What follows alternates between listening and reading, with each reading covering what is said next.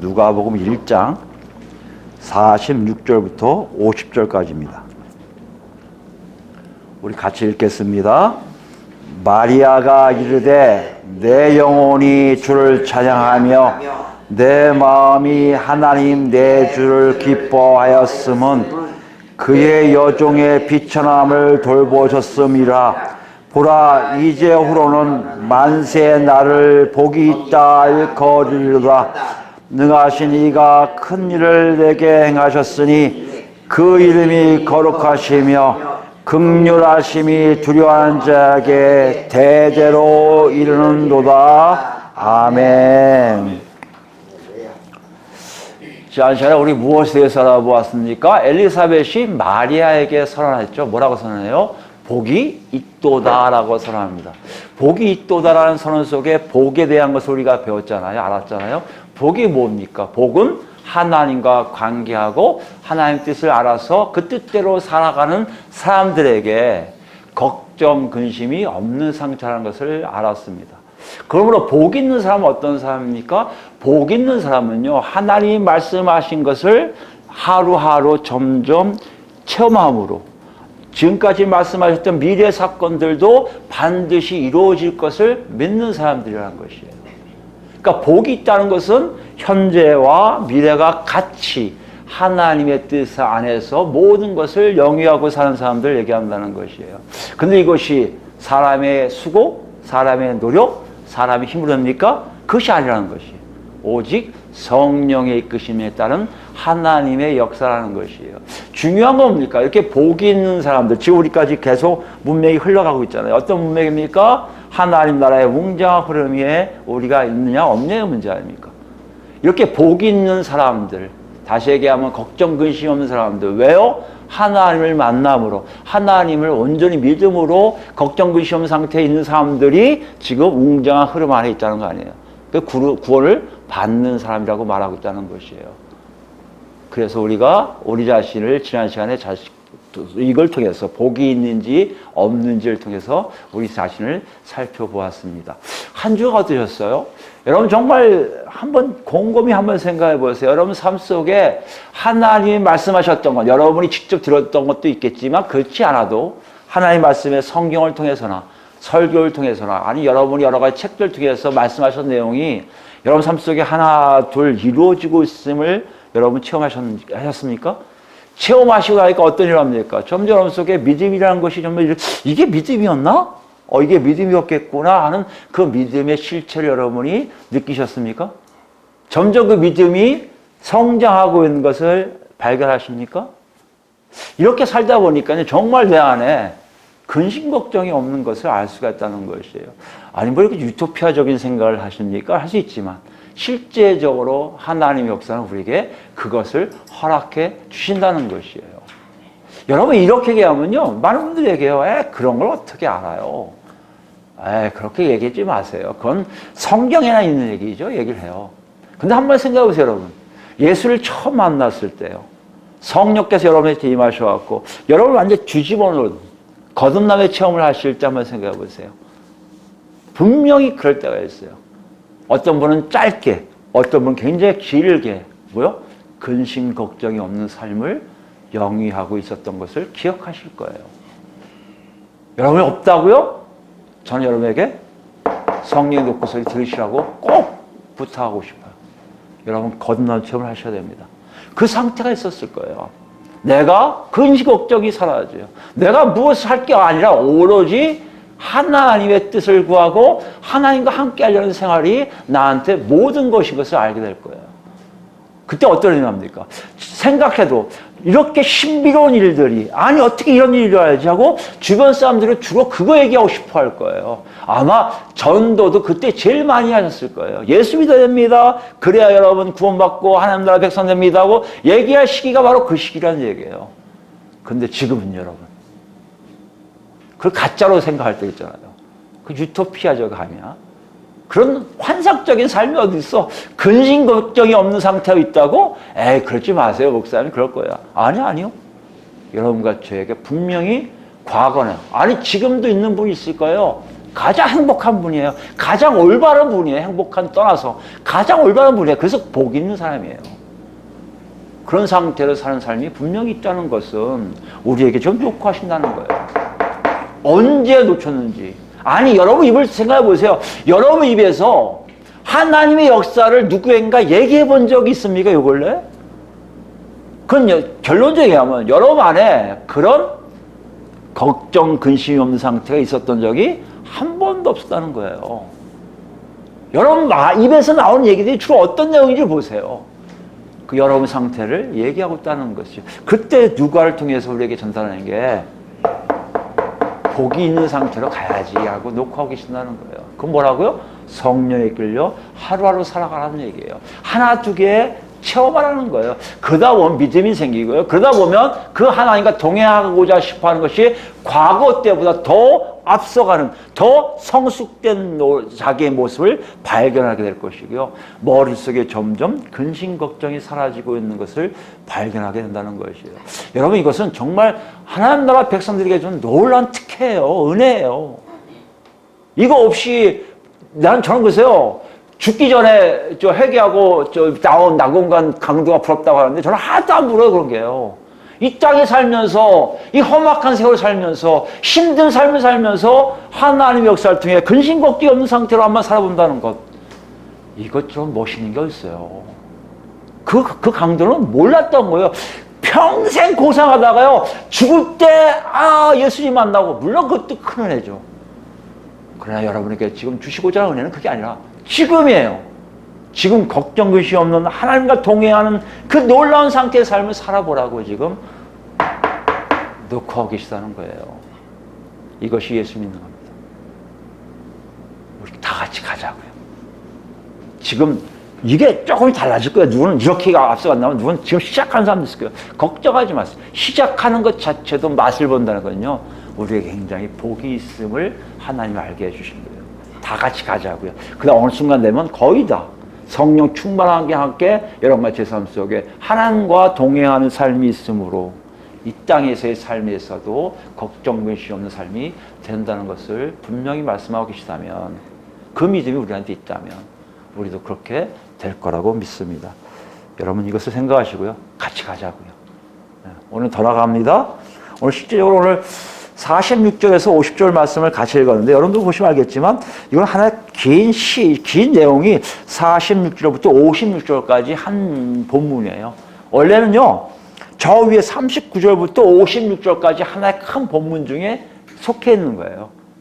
그런데 46절에서 56절까지 쫙 되어 있는 상태인데요. 그 중에서도 46절에서 55절까지를 학자들은 마리아의 찬가라고 해요. 찬가. 찬송시, 마리아의 노래, 이렇게 한다고 하죠. 어디서 마그니피카트인가요? 마그니피카트인가? 뭐 그렇게 라틴어로 얘기해요. 아예 이걸 명명해버렸어요. 마리아의 찬가로. 한글로 얘기하면 마리아의 찬가로 얘기하고 있다는 것이죠. 그건 첫 번째 나오는 찬양하다의 단어를 라틴어로 옮기면 바로 마그니피카트가 될 거예요.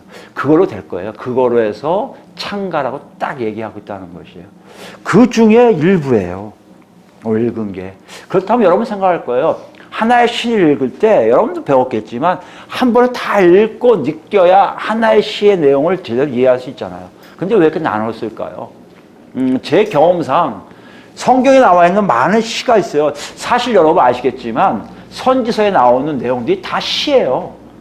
왜 선지서들은 다 시가 되어 있냐면요, 선지자들이 얘기할 때 다 음률에 맞춰서 애우기 쉽게들 그렇게 시로 다 보였어요. 이렇게요.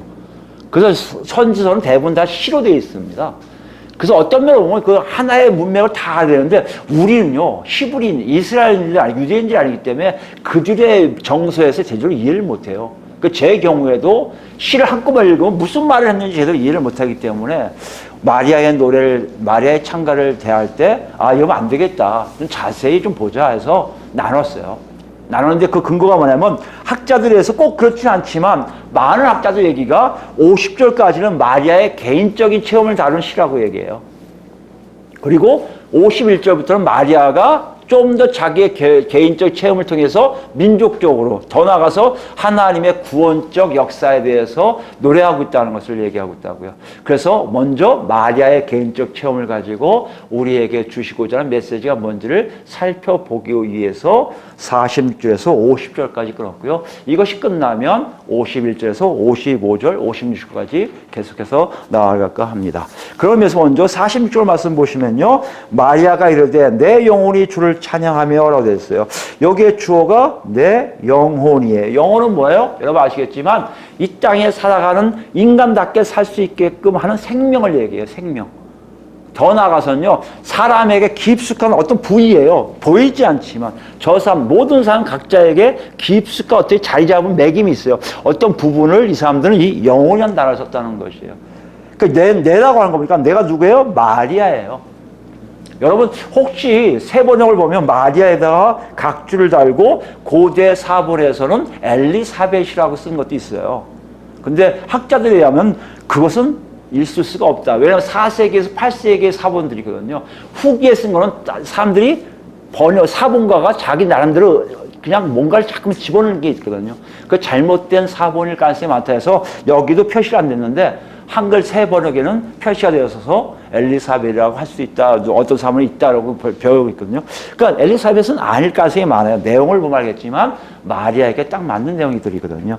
어쨌든 마리아의 영혼이에요. 마리아의 영혼이 주를 찬양하며 됐어요. 주라는 것은 알겠지만 소유권을 주장하고 통치권을 주장하잖아요. 보통 주라는 것은 누굴 표현합니까? 구약이냐 신약은 다 하나님을 의미해요. 그러니까 하나님을 어떻게 해요? 찬양한다는 거예요. 찬양한다는 내용을 보면 이게 원래 크기를 크게 한다는 의미입니다. 메가라는 단어가 들어가요. 메가라는 의미가 들어가요. 그러니까 우리가 알아도 메가 하면 큰 걸 얘기하잖아요. 메가 처치 하면 큰 교회를 얘기하잖아요. 그 단어가 들어갑니다. 그러니까 크게 만드는 거예요. 그러니까 찬양하는 뜻은 크게 하다, 높게 하다, 높여드리다, 찬양 드리다, 그 다음에 영화롭게 하다 이 뜻이에요. 근데 이것이 단순하게 찬양하는 게 아니라 크게 하는 걸 얘기합니다.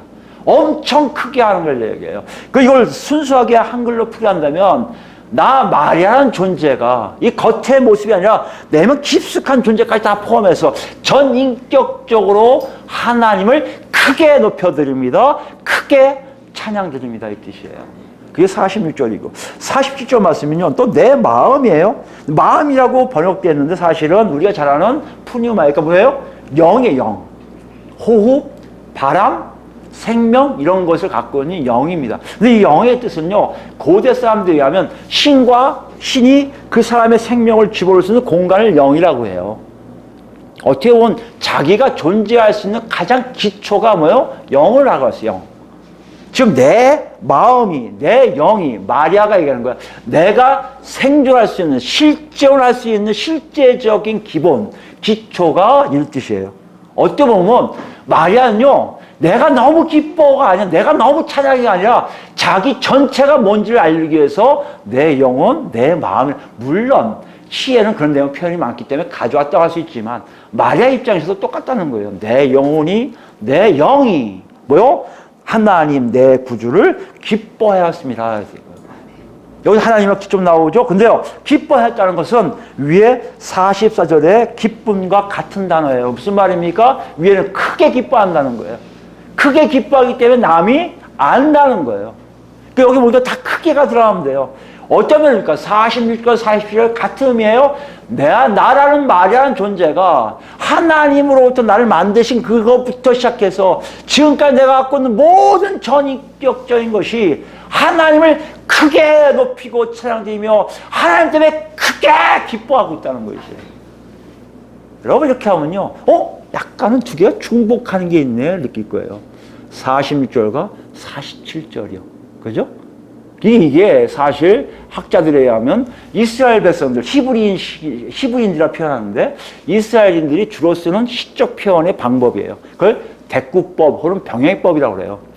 뭐요? 개념이 같은 다른 단어들을 비슷하게 배치시켜서 자기가 얘기하고 싶은 것이 뭔지를 정확하게 보여줄 뿐만 아니라 그 내용이 뭔지를 확장시키는 의미를 갖기 위해서 대꾸법을 써요. 여기 보시면 알겠지만 내 영과 내 마음, 내 영이 같은 개념이란 말이에요. 눈에 보이지 않는 이 깊숙한 곳에서 뭔가를 하겠다는 것이에요.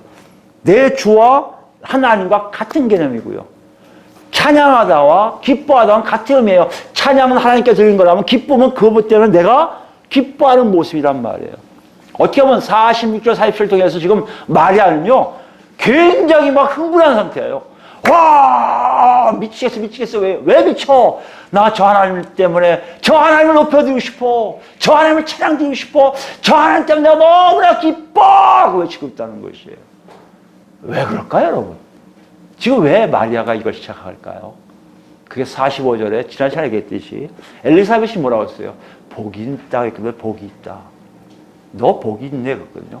마리아가 엘리사벳을 만난다. 물론 이것이 같은 맥락에서 일어난 창간인지 모르겠지만 누가는 같은 맥락 안에 있다고 지금 의도성을 표현하고 있는 거예요. 어찌됐든 간에 마리아는요 지금 엘리사벳의 너 복이 있구나에 반응하고 있는 거예요. 그 말에 너무 업되고 있는 거예요. 흥분되고 있는 거예요. 너무 황홀한 거예요. 여러분 이것이 기분이 좋아서 그런가 생각하면 안 돼요. 기분 좋으면 육체적인 걸 얘기하는데 그게 아니라 보여지지 않는 깊숙한 곳에 자기도 모르게 막 이게 움켜 올라가는 거예요. 그걸 지금 표현하고 있습니다. 뭘 얘기합니까? 마리아가 하나님의 역사하심을 맛보군요. 그 역사함 속에 성령에 이끌려 자기도 모르게 하나님을 찬양하고 자기도 모르게 너무 기쁜 것을 표현하고 있다는 것이에요. 이것을 누가가 얘기해요. 어떤 사람에게요? 복 있는 사람에게 그런 일이 일어남을 알게 한다는 것이에요. 복 있는 게 뭐예요? 근심 걱정이 없는 사람에게 그런 일이 일어나는 것을 보게 하고 있다는 것이에요. 그러면 누가가 자연스럽게 의도성을 갖고 독자들에게 물어봐요. 너희도 그렇지 않니? 너도 그렇잖아. 실제로 너도 복이 있잖아. 너희 하나님 만나고 구원받은 자로서 달라졌잖아. 그럼 너희도 그렇게 찬양하고 기뻐하니?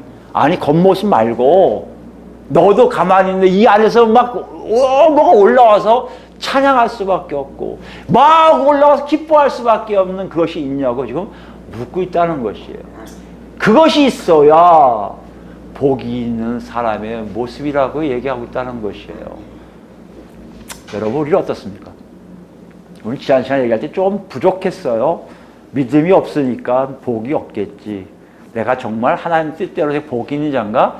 조금 부족했어요. 그러나 우리 안에 중심에는 뭐가 있어요? 그래도 복이 있으면 살 거야. 난 하나님 백성이 한 게 있잖아요. 그렇다 여러분 보세요. 여러분 찬양하고 계십니까? 기뻐하고 계세요? 그걸 좀 물어보고 있어요. 정말 여러분이 겉으로 남이 보여주려고 하는 게 아니라 혼자 있어도요, 골방에 있어도요, 너무 기쁘고 너무 감격이 넘쳐서 주님을 찬양하고 기뻐하는 모습이 있습니까? 한국교회를 보면요, 제가 93년도에 예수님을 만났으니까 그 이후로 바로 전도사 생활을 하면서 청년부를 맡았어요. 그러니까 청년부에 찬양팀을 만들게 됐고 그 찬양팀을 통해서 뭔가를 하게 됐거든요. 근데 어떻게 보면 그런 걸 생각하면요, 점점 제가 94년도에 전도사 시작했으니까 그때부터 이렇게 하나님의 그게 있는 게 이미 미국이었거든요. 미국 한인교회에 왔다면 한국은 80년대 중반 이후부터 찬양팀을 통한 찬양이 분명히 있었을 거라 생각해요. 그러니까 옛날에 클래식한 예배였잖아요. 목사님 나와서 인도하고 일어났다 같이 앉았다 찬송하고 웅장하게 올기는 꽝 하면 거기에 맞춰서 했던 사람들이 이제는 찬양팀을 앞에 놓고 이제 거의 다 그렇잖아요. 인도자에 의해서 찬양을 한단 말이에요. 이렇게 찬양이 굉장히 강조되는 예배를 드리는 것이 지금 한국교회의 모습이에요. 어떤 목사님은요, 심지어 찬양만 드리고 설교 안 해도 예배라고 생각하는 분들 많이 있어요.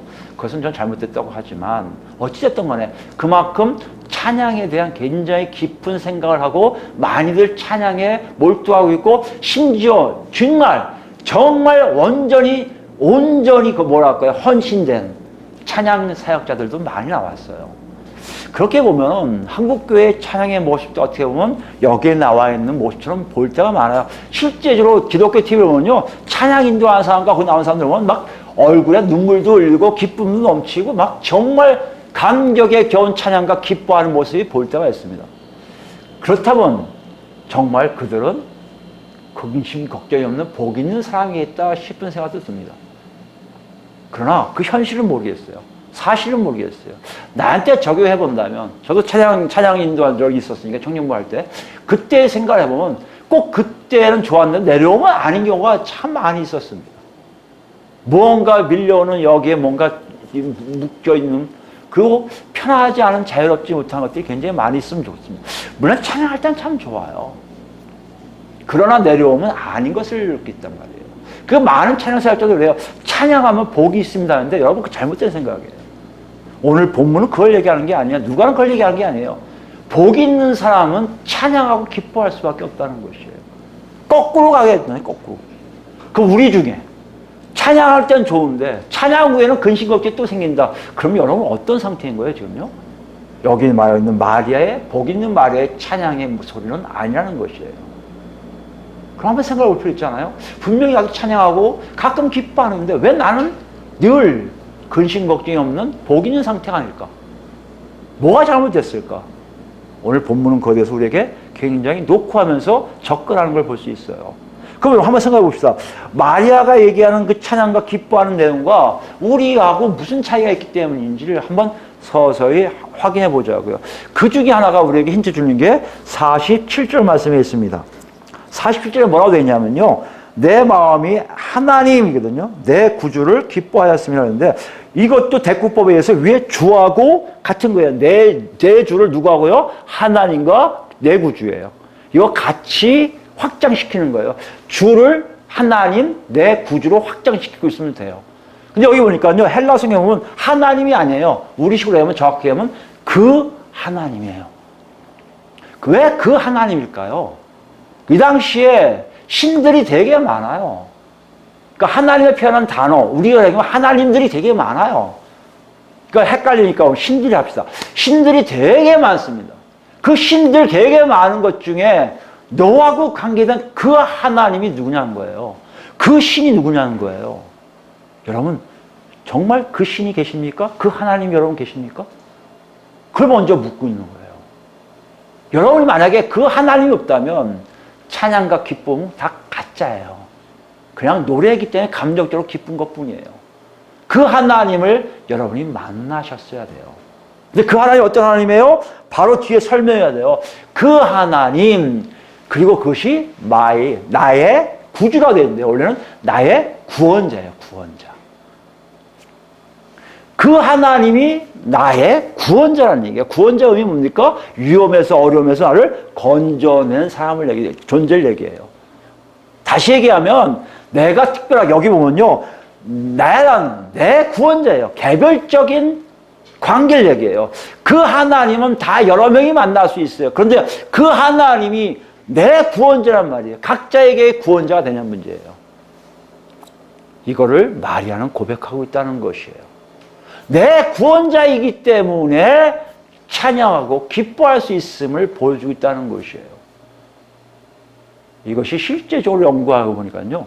많은 이스라엘 시에 이스라엘인들에게 그 하나님, 내 구원자가 되게 많이 표현됐음을 보여줘요. 그것이 우리에게 있는지 없는지를 확인시켜 주려고 이렇게 많은 것 같아요. 근데 그분이 어떤 의미냐면요. 그 하나님, 내 구원자로 쓸 수 있는 사람들은요. 그 하나님을 통해서 자신이 구원받음이 확실한 사람들, 분명한 사람들만 쓰는 놀랍고 독특한 표현이라는 것이에요. 내가 그 하나님 통해서 구원받은 것이 체험이 없으면요. 절대 내 구원자로 쓴 사람이 없다는 거예요. 공동체적으로 이스라엘의 하나님이기 때문에 그 하나님이 강건할지 모르지만 그 하나님이 내 구원자는 되지 않을 수 있다는 것이에요. 그런 면으로 볼 때 그 하나님 내 구원자 의미는 개별적으로 하나님을 만날 뿐만 아니라 그 하나님이 나를 건져주신 것을 정확하게 체험한 사람들이라는 것이에요. 그 사람들이 드리는 찬양과 그 사람들이 표출하는 기쁨이 오늘 마리아의 기쁨이요 찬양이라는 것이에요. 그렇다면 우리가 드려지는 찬양과 기쁨이 정말 그런 일 같다면 우리도 알아봐야 되잖아요. 그들이 갖고 있는 그 하나님 내 구원자가 나도 똑같이 그 하나님 내 구원자라고 얘기할 수 있는지를 확인해야 되잖아요. 먼저 구약을 통해서 우리 몇 가지를 알아봅시다. 시편 24편 볼까요? 시편 24편. 시편 24편은 다윗의 시라고 아예 기록되어 있습니다. 다윗이 쓴 건데요. 1절입니다. 땅과 거기에 충만한 것과 세계와 그 가운데 사는 자들은 다 여호와의 것입니다. 여기 뭘 얘기합니까? 그 하나님, 내 구원자라고 고백한 사람 특징이 뭐라고요? 여호와께서 모든 것을 다 갖고 계시다는 것을 이해를 해야 한다는 거예요. 온전히 인정할 수밖에 없는 거예요. 여러분 이것이 시작이에요. 그게 뭐예요? 그 하나님이니까. 여러분이 믿는 하나님이 그 하나님이라면 이 우주 만물 모든 게 다 그분 거는 것을 인정할 수밖에 없다는 것이죠. 다윗이 그것을 보여주고 있어요. 2절입니다. 여호와께서 그 터를 바다 위에 세우시며 강들 위에 건설하였도다. 이게 뭐예요? 창조주라는 거예요. 여호와 하나님, 즉 그 하나님이 여러분과 관계한 하나님이 누구냐면요. 히브리인들, 이스라엘 백성들은요. 창조주 그분이라는 것이에요. 여러분 알겠지만 이스라엘 사람들만 자신이 믿는 신이 창조주라고 믿은 거 아니에요? 그 당시에는요. 자기가 믿는 신들이 다 우주 만물을 창조했다고 얘기해요. 우리는요. 환웅? 와서 이게 펼쳤던 뭐 어떤 당군 신화가 있을지 모르지만 그 정도가 더 나가요. 창조주로 나간단 말이에요. 그러니까 누가 창조주냐에 물 때 그 하나님이란 말이에요. 여러분이 믿는 하나님이 창조주라고 믿지 않다면 여러분 고대 사람들의 그 신앙도 못 견디는 거예요. 그 하나님이 창조주라고 믿어진단 말이에요. 그것이 여기에 고백이에요. 그다음 더 나갑니다. 3절에 여호와의 산에 오를 자 누구며 그의 거룩한 곳에 설 자가 누구인가. 그분과 관계할 수 있는 사람이 누군지를 묻고 있어요. 그때 누구예요? 4절입니다. 곧 손이 깨끗하며 마음이 청결하며 뜻을 허탄한 데 두지 아니하며 거짓 맹세하지 아니하는 자로다. 상태가 나와요. 누가 하나님과 관계한 사람이야? 니들도 봐도 완벽한 사람이야. 그러니 걱정, 의심이 없는 게 당연하지 않겠습니까? 여러분 예수 믿는 거요. 여러분 우습게 여기지 마세요. 가볍게 여기지 마세요. 예수 믿으면요. 정말 달라져요. 왜요? 그분이 하나님이시기 때문에 그렇습니다. 그분이 창조주시기 때문에요. 그분이 우주 만물 창조하실 뿐만 아니라 위에서 모든 만물들과 떨어져 계신 분이란 말이에요. 그분과 내가 하나가 되어 있음을 알게 되는 것이 예수 믿는 거거든요. 여러분 스스로를 낮추지 마세요. 여러분이 올라가셔야 돼요. 그러기 위해서는 여러분 삶을 돌이켜 보셔야 됩니다. 4절입니다. 5절이에요. 그는 여호와께 복을 받고 구원의 하나님께 의를 얻으려다. 그래서 구원의 하나님인데요. 헬라어로 72년에 보면 그 하나님 그의 구원이에요. 구원자예요. 똑같습니다. 그 하나님 그의 구원자예요. 그런 걸 표현하고 있어요. 무슨 말씀하고 있습니까? 똑같은 고백을 하는 거예요. 구원자인 하나님을 만난 사람들만이 하나님이 누구시고 그 하나님 때문에 자기가 변화되어 있음을 고백할 수 있다는 것이에요. 그리고 그분과 함께 머물러 있음을 안다는 것이에요. 여러분 구원자라고 고백한다는 것은 여기에 있어요. 정말 그 하나님과 내가 함께하고 있음을 정확하게 알고 있다는 것이에요. 여기에 그걸 얘기해요. 그러면서 마지막 6절에 뭐라고 합니까? 이는 여호와를 찾는 족속이요 야곱의 하나님 얼굴을 구하는 자로다. 그러므로 여호와를 찾아요. 그 다음에 뭐요? 야곱의 하나님 얼굴을 구해요. 무슨 말입니까? 사모함이 생길 뿐만 아니라 그분께 나가야 되는 것을 알기에 자꾸만 그분을 향해 가 있어요. 이게 뭐요? 그 하나님 나의 구원자라고 고백하는 사람들의 공통적인 모습이라고 다윗이 지금 실 속에서 보여주고 있다는 것이에요. 우리가 있습니까 거기? 여러분 정말 구원받았다고 하면 여러분 그 하나님이 여러분의 구원자라고 하신다면 여러분 정말 이렇게 살고 계세요? 창조주로 인정하고 모든 소유자이실 뿐만 아니라 통치하시고 더 나아가서요. 내가 그분에 속했기 때문에 내가 달라져 있음을 알고요. 그분이 나를 건져내셨기 때문에 나는 그분을 향해서만 가려고 애쓰고 있음을 여러분 아십니까? 그렇다면 여러분은 그 하나님 나의 구원자라고 얘기할 수 있고 여러분의 찬양과 여러분의 기쁨이 바로 마리아의 찬양과 마리아의 기쁨이라는 것이에요. 하나 더 볼까요? 하박국서로 가봅시다. 하박국서는요, 저 뒤쪽에 소선지자들, 소선지서들, 예, 많은 것 중에 짝짝짝 있습니다. 1303페이지에. 1304페이지에도 있고요. 하박국서입니다. 하박국서 3장 16절부터 볼까요? 하박국서는요, 하나님의 심판이 있음을 알려줘요. 이 하박국에게요, 하나님이. 근데 그게 왜, 이민족, 이방인이에요. 이방인 민족이에요. 하나님 이방인 민족을 들어 사용하심을 알고 하박국이 항의해요. 하나님 어떻게 그럴 수 있어요? 그 더러만 봐도 돌질해서 다 치문이 어떻게 이방인 더러운 사람들 사용해요? 그때 하나님 뭐라고 하세요? 의인은 믿음으로 말미암아 살리라고 얘기하세요. 그건 두 가지 의미가 있습니다. 하나님의 신실하심을 위해 살 거라는 얘기도 있고요. 또 하나는 뭐요? 믿음 있는 사람들은 하나님 향해 신실함이 있다는 것이에요. 그것을 깨닫게 되고 나중에 어떤 일이 합니까? 바벨론도 하나님 처리하실 것을 알고 하박국 선지자가 찬양하는 내용이 3장 내용이거든요. 기도하면서 찬양해요. 그 마지막 찬양 내용이 오늘 읽을 16절부터예요. 3장 16절. 볼까요? 내가 들었으므로 내 창자가 흔들렸고 그 목소리를 말미암아 내 입술이 떨렸도다. 무리가 우리를 치러 올라오는 환난 날을 내가 기다림으로 썩이는 것이 내 뼛속에 들어왔으며 내 몸은 내쳐서 떨리는도다. 심판이 있음을 알고 그것을 들을 때 몸이 몹시 떨려요. 불안해 죽겠어요. 어떻게 하나님이 이렇게 근데 기다려요. 왜요? 하나님이 역사하기 때문에. 자신에게 피해가 있고 억울함이 있을 수 있지만 하나님 역사를 하는 사람들, 그 하나님 나의 구원자라고 고백한 사람들은요, 그것을 기다린다니까요. 여기 우리가 오해하는 게 바로 그 부분이거든요. 3장 2절에 수년 내에 부흥하게 하옵소서니까 우리는 부흥의 노래인 줄 알아요. 여러분 그게 아니에요. 부흥이라는 얘기는요, 하나님의 역사가 일어난다는 거예요. 빨리 이루어지라는 얘기예요. 빨리 심판이 오라는 얘기예요. 빨리 심판이 오고 빨리 이 민족을 살려달라는 얘기예요. 그 하나님의 역사 속에 빠져있는 하박국의 노래란 말이에요. 그 사람이 고백하는 게 그 하나님 나의 구원자라는 얘기예요. 여러분과 제 속에 하나님이 누구신지 알면요, 그분이 하시는 모든 것들이 다 선하세요. 그분이 하시는 모든 것들이 다 의로우세요. 그분이 하시는 모든 것들 처음에 받아들이기 어렵지만 나중에 생각하면요, 그분만이 영광을 나타내시는 온전한 분이시지. 내 생각, 내 개념, 내가 갖고 있는 목표, 내가 갖고 있는 계획들은 하나도 그분 앞에서 더러움이요 악이에요. 그러기 알기에 떨리는 거예요. 왜? 자기 걸 포기할 수밖에 없거든요. 괴롭잖아요. 그런데 보세요. 17절에 우리 잘 아시는 내용이에요.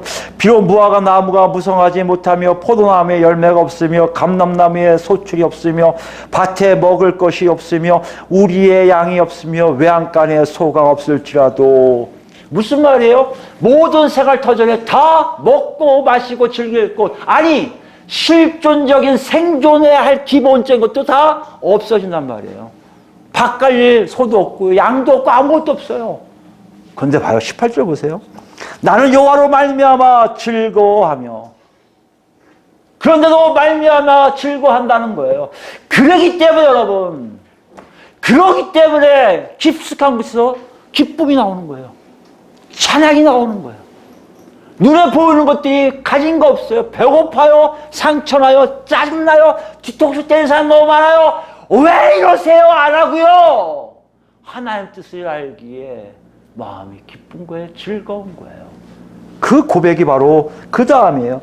나의 구원의 하나님으로 말미암아 기뻐하리로다. 여기 나의 구원의 하나님도요, 70인역 보면 똑같아요. 그 하나님, 나의 구원자 때문에 내가 기뻐한다는 것이에요. 이게 마리아의 노래 나오는 그 하나님 나의 구원자를 아는 사람들의 모습이라는 것이에요. 여러분 그렇습니까? 저도 그런 적이 많아요. 어떻게 많아요? 하나님께 짜증내고 탈내고 이렇게 하려면 이렇게 하고 싶고 엎어버리고 싶고 아무것도 안 하고 싶고 어떨 때는 정말 기도도 며칠도 안 할 때도 있습니다. 어렸을 때 그랬어요. 그게 지금 생각하면 몇 년 전입니다. 그리스도인교회 시작하기 몇 년 전이에요. 그때 정말 아무것도 하고 싶지 않더라고요. 근데 뭐가 있을까요? 하나님이 나의 구원자인 것을 알기에, 그 하나님이 나의 길이길 알기에, 그 예수님이 나를 붙잡고 계심을 알기에 어느 순간부터 기도가 나오기 시작하고 다시 그분 때문에 행복하고 가진 거 없어도 주는 거 없어도 환경 하나도 안 바뀌고 먼 미래에 뭔 일이 일어날지 하나도 몰라도 정말 내 안에 기쁨이 있음을 우리는 안다는 것이에요. 누가요? 그 하나님이 나의 구원자라는 것을 체험한 사람들만이요. 여러분 그러고 계십니까? 여러분 찬양이 달라질 거예요. 그러고 계십니까? 여러분 속 안에 나오는 기쁨이 다를 거예요. 지금 마리아가 그것을 하고 있어요. 그것을 누가가 독자들에게 얘기하고 있어요. 다르다니까. 이게 복 있는 사람의 노래야. 이게 복 있는 사람의 찬양이야. 이게 복 있는 사람의 기쁨이야. 그런데 우리는 이것까지도 되는데요. 그러면 뭔가 자꾸 부족해요. 복이 있는 걸 아는데 이거 더 못 나가요. 왜 못 나갈까요? 뭐가 문제일까요? 어떻게 보면요. 우리는 하나님께서 우리를 구원시켜줌에 대한 구원을 너무 경하게 여겨요. 가볍게 여긴다는 얘기예요. 아니. 이건 다 어렸을 때부터 교회 생활을 했기 때문에 다 구원받을 거라 착각들 해요. 구원이 너무나 우리에게 쉬우니까요. 그거는 다른 당상이기 때문에 딴 걸 원하는 거예요. 그런데 아니란 말이에요. 여러분 다시 본문을 보면요. 마리아가 얘기하는 그 하나님 내 구원자의 구원이 어떤 의미입니까? 여기 하박국서의 구원입니까? 시편 다윗의 구원입니까? 아니란 말이에요. 다른 구원이에요. 완전히 바뀐 구원이에요. 먼저 마리아가 갖고 있는 구원의 역사는요. 하박국과 다윗이 갖고 있는 것보다 더 치열하고요. 더 놀라움이에요. 그러면 우리 알아보기 위해서 예레미야서 가봅시다. 예레미야서 50장이에요. 예레미야 선지자 여러분 잘 아시잖아요. 마지막 때예요. 유대가 심판받기, 바벨론의 심판받기 마지막 선지자예요. 그래서 예레미야 선지자를 통해서 미래적 사건에 대해서 참 많이 예언이 나옵니다. 하나님은요 반드시 미래적 사건을 통해 위로하세요. 위로를 잘 들으셔야 됩니다. 하나님의 역사가 있다는 것이에요. 그것을 믿는 사람들은요 글로 가요. 이게 지난 시간에 우리가 얘기한 거 아닙니까? 아직 성취될 것이 아닌 것을 믿는 사람들은요 복이 있어요. 근심 걱정이 사라져요. 그렇기 때문에 미래적 사건에 대해서 굉장히 많은 것을 예언하셨단 말이에요. 근데 이것이 어떻게 되었냐면요 17절 말씀 보세요. 이스라엘은 흩어진 양이라 사자들이 그를 따르도다. 사자가 어떻게 양을 왜 따라요? 먹으려고 따라오잖아요. 사자가 누구예요? 처음에는 아수르 왕이에요.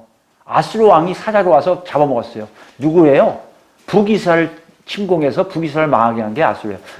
이스라엘은 흩어진 양이라 사자들이 그를 따르도다. 사자가 뭐예요? 먹으려고 하잖아요. 그래서 처음에는 아수르 왕이에요. 북이스라엘을 망하게 했잖아요. 그죠? 다음에 뭐예요? 바벨론 국가예요. 이거요? 남유다를 망하게 하잖아요.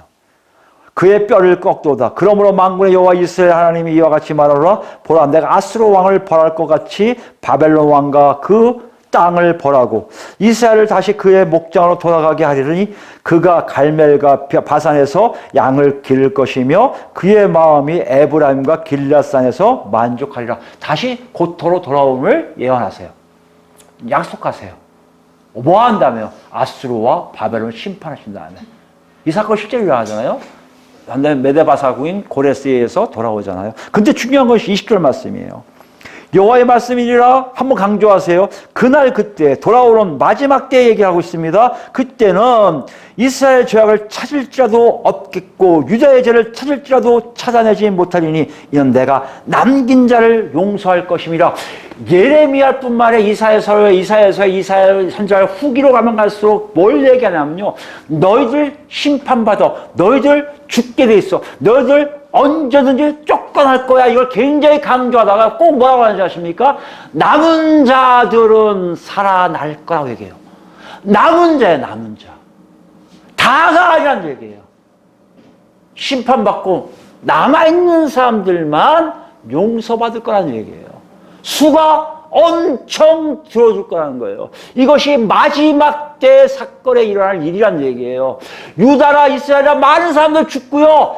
지금 끝까지 인내하며 살아남은 자들은 하나님 어떻게 하신다고요? 죄를 보지 아니하시고 그들을 용서하신다는 것이에요. 그게 언제 일어납니까? 예수 그리스도 오실 때 이 사건이 온전히 일어나요.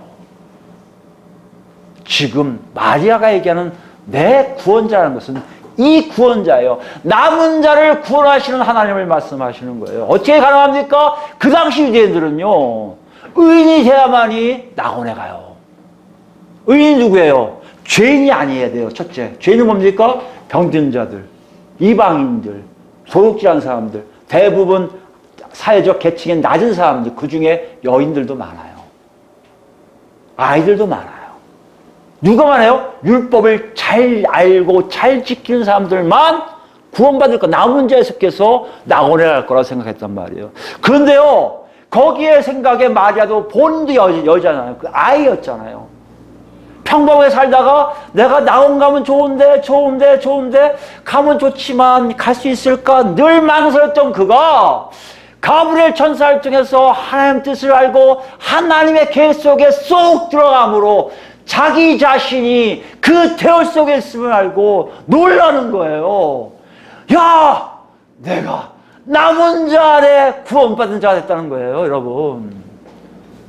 이 구원은요, 하박국의 구원보다요, 다윗의 구원보다 더 좁은 확률 속에 살아남음이에요.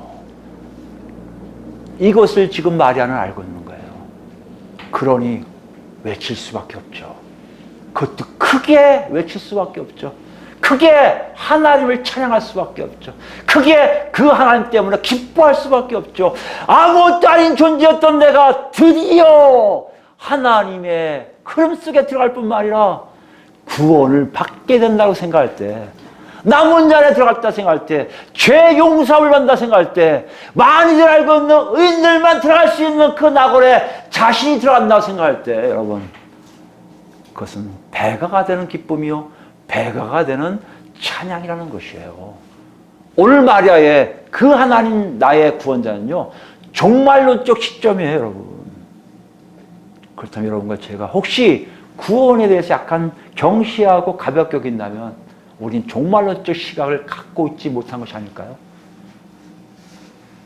예수님이 오셔서 모든 것이 심판하게 하시고 살아남은 자만 영원한 생명으로 가는 새하늘과 새 땅으로 들어가게 하시는 일, 부활체가 입어서 영생하는 삶으로 가는 그 대열에 끼는 것을 그렇게 크게 보지 않고요, 심판도 크게 보지 않고요, 마치 내가 마냥 구원받았던 사람처럼 살고 있는 것이 아니었을까요? 우리가요, 유대인의 그 마리아처럼 어린 여자아이가 갖고 있는 것 이상으로 우리는 구원받을 거라고 착각하고 있는 것이 아니었을까요? 마리아도 그렇게 하지 못했을 거예요. 그럼 우리는요, 자신 있게 할 수 있습니까? 물론 예수님 오셔서 죽으시고 부활되시고 승천하셔서 성령님 보내셨으니까 마리아가 갖고 있는 거 더 빨리 우리가 받을 수 있겠죠. 그런데요, 생각해 보세요. 여러분과 유대인의 남은 자, 이 두 걸 비교할 때 우리는 편할까요? 우리는 다 구원받습니까? 우리는 온전히 하나님께 다 들어갑니까? 아니란 말이에요, 여러분. 그것을 경고 준 사람이 누구예요? 사도 바울이에요. 로마서 가볼까요? 로마서 11장이에요. 11장. 여기도 17절부터입니다. 로마서 11장. 17절부터.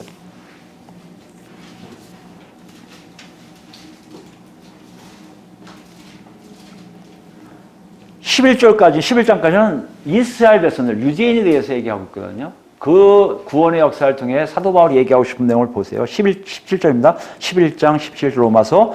또한 가지 얼마가 꺾이었는데 돌 감람나무인 내가 그들 중에 접붙임이 되어. 가지 얼마가 꺾였다는 얘기는 뭐예요? 유대인 중에 구원받지 못한 사람들이 일부 생겼다는 얘기예요. 남은 자라고 생각했는데 남은 자 중에도 이렇게 추스려져서 하나님이 너 예외 전류가 하는 사람이 생겼단 말이에요. 그 틈새들, 그 틈새에 누가 들어간다고요? 바로 로마 교회처럼 같은 이방인 독자들이 들어간단 말이에요. 지금 누가는 그걸 얘기하고 있단 말이에요. 내 하나님, 그 하나님 내 구원자 얘기하는 마리아가 얘기하는 그 하나님 내 구원자를 누가 독자들 얘기합니다. 너희들도 그렇게 얘기할 수 있는지 보라는 거예요. 그거는 마리아가 얘기하는 남은 자에 들어가고 그렇게 힘들게 들어갈 수밖에 없는 그 상황보다 더 어렵다는 거예요, 여러분. 여기 그렇잖아요. 감람나무 이 가지가 꺾여요. 거기에 덧붙임을 받은 게 누구라고요? 그게 이방인들이에요. 그게 10개면 10개만 들어가고요. 20개면 20개가 들어가고요. 30개면 30개만 들어간다는 얘기예요. 그것 좀 얘기하고 있잖아요. 18절입니다. 그 가지들을 향하여 자랑하지 말라. 자랑하야 할지라도 내가 뿌리를 보존하는 것이 아니요 뿌리가 너를 보존하는 것이므로 이니라. 그러면 내 말이 가지들이 꺾인 것은 나로 덧붙임을 받게 하려 함이 아니라 옳도다. 그들은 믿지 아니함으로 꺾이고 너는 믿음으로 섰느니라. 높은 마음을 품지 말고 도리어 두려워하라. 하나님이 원가지들도 아끼지 아니하셨은즉 너도 아끼지 아니하시리라. 여러분이 잘 기억하셔야 돼요. 한국교회가 이걸 얘기하지는 않아요. 한국교회가 한번 교회만 들어오면 다 구원받았대요. 목사님들이요. 더 이상 구원의 세계 하잖아요. 그 다음에 뭐요? 잘 먹고 잘 사는 방법. 멋지게 사는 방법. 이것만 가르치는 게 마치 교회라고 해서 얘기해요. 아니요. 바울이 얘기하잖아요. 실제적으로 그 사람들 가지도 원가지도 꺾어버리신 하나님이 너희를 아낀다고? 착각하지 말라는 거예요. 언제까지입니까 그러면? 이게 뭐예요? 25절 볼까요? 형제들아 너희가 스스로 지혜 있다 하면서 이 신비를 너희가 모르기를 내가 원하지 아니하노니. 똑똑하다면 좀 알아들으라 얘기예요. 이 신비는 이방인의 충만한 수가 들어오기까지 이스라엘의 더러는 우둔하게 된 것이라. 여러분이 충만한 게 까참 많은 걸 얘기하잖아요. 아니요. 꺾인 것만큼. 꺾인 것만큼 채워질 때까지 이스라엘 백성들은 바보짓을 한다는 것이에요. 예수를 안 믿는다는 것이에요. 어느 순간 되면 끝나면 유대인들이 돌아오게 됐다는 것이에요. 이것을 지금 사도 바울이 기대하고 있고 하나님으로부터 받은 사인이란 말이에요. 여러분 생각해 보세요. 여러분이 지금 그 가지에 들어갔는지 어떻게 하는지 어떻게 확신할 거예요? 그래서 물어보는 거예요. 찬양하냐? 기뻐하냐? 복이 있는 사람, 근심 걱정 없어서 나오는 찬양이야? 근심 걱정 없어서 나오는 기쁨이야? 그래야 된다는 것이에요. 그래야 정말 네 입에서 그 하나님 내 구원자란 말이 딱 맞다는 것이에요.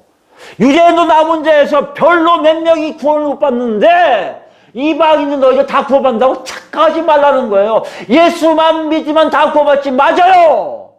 예수만 구원받는 것이 뭔지 아십니까? 복 있는 상태예요. 근심 걱정 없는 상태예요. 성령에 의한 샬롬의 상태란 말이에요. 여러분 제가 어디 있는지를 보셔요. 정신 차리셔야 돼요. 이게 쉽습니까? 이게 1세기 때 얘기라면 요한계시록 갑시다. 1세기 말인데도요. 마지막 때를 표현하고 있어요. 마지막 때. 마지막 때로 표현해서 어떤 사람은 역사적이라는 걸 하는데 실제로 마지막 때는 아직 이런 일이 없었으니까. 다 이루어지지 않았으니까. 근데 마지막 때 이런 현상이 일어날 것을 어느 정도 계시하세요. 이게 묵시예요. 13장이에요. 요한계시록 13장 보시면 여러분 잘 아시겠지만 짐승 두 마리가 나와요. 짐승 두 마리는 뭡니까? 적그리스도에 의해 사용되는 권력들이에요. 여러분 앞으로 이 세상 권력은요. 예수 믿는 사람들하고 적이 될 수밖에 없어요. 세상을 쫙 해갖고 저 사람들 잘 되면 많은 사람들 아직도 착각하더라고요. 미국이 잘 되면 이스라엘 잘 되면 한국 사람들이 잘 될 거라고 착각하지 마세요. 미국 대통령 바이든은요. 절대적으로 미국 사람이지 한국 사람 아니에요. 이번에 보면 아시잖아요. 철저하게 다 빨아만 먹잖아요. 쭉쭉 빨아먹잖아요. 자기 이익되는 것만. 이게 전쟁이에요. 이 전쟁에 지금 한국이 지고 있는 거예요. 그 이유는 더 이상 얘기 안 할게요. 어찌됐든 간에 세상을 향해 있으면 여러분 다 그들과 싸울 수밖에 없어요. 우리가 착각해요. 성조기 들고 왜 이스라엘기는 왜 들고 다닙니까? 예수 믿는 사람들이. 그들이 우리를 건져줄 것 같아요? 그들이 우리를 구원시킬 것 같아요? 남북한 전쟁 나오면 그 사람들이 예수 믿어 평택 가서 빨리 비행기 타고 이럴 줄 아세요? 착각하지 마세요. 힘이 거 없으면 그 비행기 못 타요. 미국 들어가지 못해요. 우리는 그들을 기대하지만 안 되는데 희한하게 기대해요. 짐승 두 마리 중 하나가 될 수 있어요. 누가요? 미국이요. 누가요? 이스라엘이요. 중국이 될 수도 있어요. 러시아가 될 수 있어요. 누가 될 줄 몰라요. 그렇기 때문에 우리는 정신 바짝 차려야 되는 거 아닙니까? 지금 상황이 너무 제가 보기에는 한국에 있는 기독교인들이라는 사람들이 너무 정말 너무 어떻게 보면 기독교인이 아닐 수 있어요. 예수 믿는 게 아닐 수 있어요. 구원자인 하나님을 못 만난 사람이 가능할 수 있습니다. 여기 왜 그런지 보세요. 7절 말씀 보시면 이들이 와서 무슨 짓거리를 하는 보세요. 다 자기들을 경배하게 만들고 우상 숭배하게 만들어요. 7절 보시면 또 권세를 받아 성도들과 싸워 이기게 되고 각 족속과 백성과 방언과 나라를 다스리는 권세를 받으니 성도들과 싸워요. 예수 믿는 사람들과 세상 권력이 싸울 수밖에 없어요. 왜요? 예수 믿는 사람들은 다르다니까요. 완전히 바뀌어 산다니까요.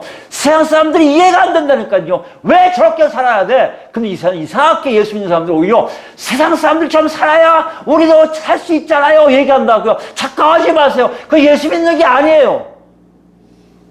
그건 난 세상으로 가겠다고 얘기하는 것뿐이 안 된다고요. 근데 우리는 그걸 아무렇지 않게 여겨요. 목사들도 그걸 두드려요. 그럴 수도 있지, 그럴 수도 있지. 착각하지 마세요. 그럴 수 있지가 아니에요. 그러면 죽어요. 여기 그걸 얘기하잖아요. 성도들과 싸워서 이기게 되는 일들이 지금 일어나는 줄 어떻게 아십니까, 여러분? 언제 일어날 줄 어떻게 알아요? 8절입니다. 죽임을 당한 어린 양의 생명책에 창세 이후로 이름이 기록되지 못하고 이 땅에 사는 사람들은 다 짐승에게 경배하리라. 무슨 말이에요? 하나님이 구원시킬 거라고 작정하신 사람들 외에는, 다시 얘기할까요? 택함 받은 사람들은, 다시 얘기할까요? 가지가 꺾인 상태에 하나님이 꽂아주신 그 사람들 중에 끝까지 남을 사람들 외에는요, 다 구원받지 못해요. 여러분 거기 들을 자신 있으세요? 우리가 그렇게 예수 잘 믿나요? 지금 그거 얘기하잖아요. 여러분 생각이 지금 어떤지를 보시라고 자꾸 얘기하는 거예요. 9절이에요. 누구든지 귀가 있거든 들을지어다. 사로잡힐 자는 사로잡혀 갈 것이요 칼에 죽을 자는 마땅히 칼에 죽을 것이니 성도들의 인내와 믿음이 여기 있느니라. 경배하지 않기 위해서 뭐 한다고요? 칼에 맞고 죽든지 뭐요? 쫓겨나든지 사로잡혀 갈 것인지 우리가 아무것도 못하게 됐다는 얘기예요. 그 상태까지 가도 끝까지 믿음을 지키는 인내를 가진 사람들이 뭐다? 온전히 꽂혀있는 이방인들이요 온전히 살아남은 유대인 남은 자들이라는 것이에요. 이것이 구원이에요. 이걸 14장에 뭐라고 표현합니까? 14장 1절에서부터 쭉 보면요 다 안 읽고 4절만 읽을게요. 이 사람들 어떤 사람들 보세요. 그렇게 살아온 사람들이에요. 그 사람들이 하나님께 나오는데요. 14만 4천 밖에 안 돼요. 14만 4천 밖에는요. 14만 4천 밖에는요 뭡니까? 굉장히 적은 숫자라고 딱 매겨져 있음을 얘기해요. 여러분 14만 4천 명이 다 교회 나오게 하는데요. 그게 아니라 그만큼 적은 숫자만이 이 노래를 배울 거예요. 하나님 나라의 노래를 배울 거란 말이에요. 하나님을 찬양한 설교가 될 거예요. 근데 뭔지 아십니까? 이 사람들이요? 바로 4절이에요. 이 사람들은 여자와 더불어 더럽히지 아니하고 순교한 자라. 어린 양이 어디로 인도하든지 따라가는 자며 사람 가운데에서 속량함을 받아 처음 익은 열매로 하나님과 어린아이에게 속한 자들이라. 처음 익은 열매로 하나님과 어린아이에게 속한 자들이란 말이에요. 하나님이 보호하시고 인도하실 뿐만 아니라 성령 충만함으로 그 사람들에게 뭘 줘요? 걱정, 근심이 없는 샬롬 상태로 들어간 사람들만이 예수 그리스도를 묵묵히 따라감으로 구원에 온전히 이르게 된다는 것이에요. 이 사람들만이 외친 게 뭐라고요? 그 하나님 나의 구원자라는 거예요. 오늘 이것을 묻고 있어요. 누가가 독자들에게 묻고 있어요. 너 정말 복이 있다면 그런 찬양과 그런 기쁨이 있을 거야. 그런 찬양과 기쁨이 없다고? 혹시 너 하나님과 어떤 관계인지 살펴봐. 너 정말 구원받은 자야? 하나님 때문에 모든 거 없어도 괜찮아? 없어도 괜찮다고? 더 나아가자. 그 좁은 범위 안에 네가 들어갔다고 자신할 수 있어? 더 나아가자. 앞으로 고통이 심해져. 그 좁은 범위에서 도망갈 사람은 도망갈 수밖에 없는 상황이 올 거야. 그때도 너희가 참고 견딜 수 있는지 보라는 얘기예요. 그건 지금 어떻게 알 수 있다고요? 지금 당장 여러분과 제 안에 걱정, 근심이 없는 복 있는 상태가 되어서 하나님을 크게 찬양하고 높여드리고 하나님 때문에 크게 기뻐할 때 그 사람들이 지금은 안전한 거예요. 요게 다음 시간 되면 또 한 잔 물어봐야 돼요. 내일 되면 또 물어봐야 돼요. 또 1년 후에 물어봐야 돼요. 그게 계속해서 묻고 물어서 그렇습니다 하는 사람들 많이 통과하는 것이 구원이지. 내가 10년 전에 믿었기 때문에, 내가 15년 전에 내가 은혜 받았기 때문에, 나한테 은사가 빵빵히 있기 때문에 나는 구원이 있다고 한다면 여러분 죄송하지만 그건 아니라는 얘기예요. 우리 이 질문에 여러분 뭐라고 대답하실 거예요? 적은 숫자의 구원이 정말 있는지 없는지는 모르겠어요. 14점 몇면인지 모르겠어요. 수도 없이 많다고 표현도 돼요. 수도 없이 많은 건 당연해요. 왜요? 그동안 2000년 동안 쭉 구원받은 사람이 다 모일 테니까. 그 대열에 여러분과 제가 있는지를 보시란 말이에요. 정말 있습니까? 그렇다면 여러분이 복이 있어야 돼요. 크게 찬양하고 있어야 돼요. 크게 기뻐하고 있어야 돼요. 그 하나님 나의 구원자가 되셔야 돼요. 내가 갖고 있는 모든 것들이 그분을 통해 있음을 알아야 돼요. 그것이 없다고요? 지금 예수 만나셔야 돼요. 그것이 없는데 뭘 딴 걸 하려고 합니까? 그 예수 만나는 게 최고죠. 어디 있어요? 몰라요. 기도 가시고 기도 가시고 골반 들어가시면 골반 들어가시고 어딘지 차 안에서 기도하시든 뭐 회사 안에 기도하시든 여러분 마음 내킨 대로 하나님 인도하신 대로 기도하셔야 됩니다. 그래야 예수 만날 수 있어요. 그래야 여러분이 진정 내 안에 정말 찬양이 나오고 기뻐함을 알게 된다는 것이에요. 지금 성령 우리에게 놓고 하세요. 우리 정말 그 안에 있습니까?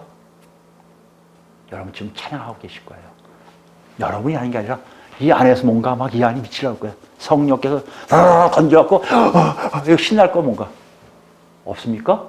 여기서 꺼져 있고 내 머리도 꺼져 있고 내 온 마음이 다 꺼져 있다는 것이에요. 저는 여러분과 제가요 이것 좀 알았으면 좋겠어요. 구원으로 가는 길로 다 갔으면 좋겠어요. 그 정말 한 사람 한 목소리로 그 하나님 내 구원자가 아니라 우리의 구원자라고 외치고 싶어요. 정말 그렇습니까? 마지막으로 이사야서를 볼까요? 그런 사람들이 외치는 노래 같아요. 우리 한 목소리로 같이 읽겠습니다. 이사야서 12장이에요.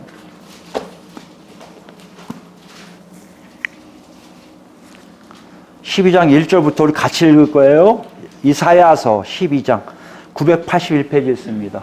우리 같이 읽겠습니다. 그날에 내가 말하기를 여호와여 주께서 전에는 내게 노하셨사오나 이제는 주의 진노가 돌아섰고 또 주께서 나를 아니하시오니 내가 주께 감사하겠나이다 할 것이니라.